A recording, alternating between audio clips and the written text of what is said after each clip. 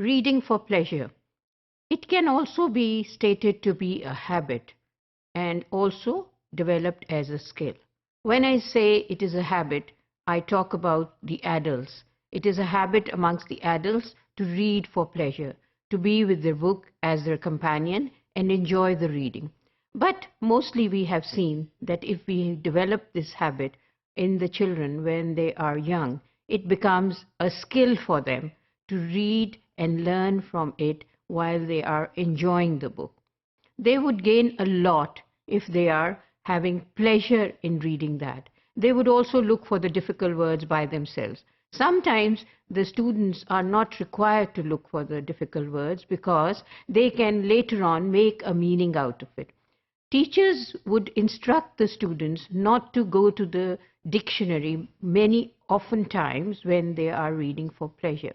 They can just consult it when they are free, or they can write a few words on a notebook which they think are difficult, or if they can use the book to be underlined, if it is allowed that they can underline the words, or it is their personal book, they can always underline it and then later on look for the difficult words in the dictionary.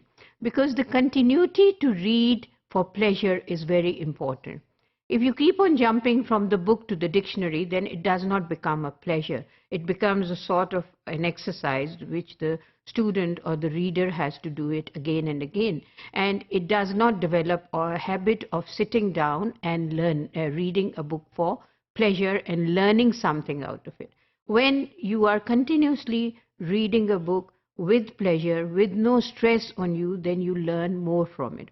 So it is suggested that while reading for pleasure, the children should be guided by the teacher and they should be allowed to either underline the words or maybe note the difficult words in a notebook or a piece of paper, and then later on look for these words in the dictionary, or maybe they can be get some help from the teacher.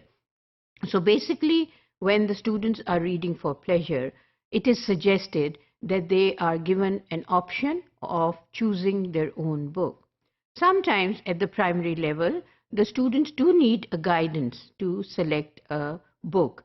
Many a times we have these book fairs or we have book festivals where there is a lot of option for the students to purchase the books at low prices.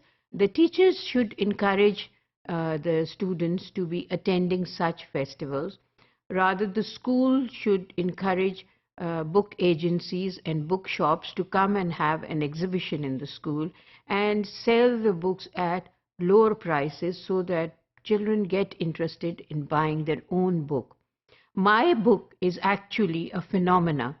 When kids are young and they are encouraged to have my book, with my book, I mean that they are encouraged to buy their book. That would be only possible if the bookshops or the agencies are offering low prices for the students to buy those books, because that would not be a burden for the parents as well, because the parents already have the burden of purchasing books for the syllabus.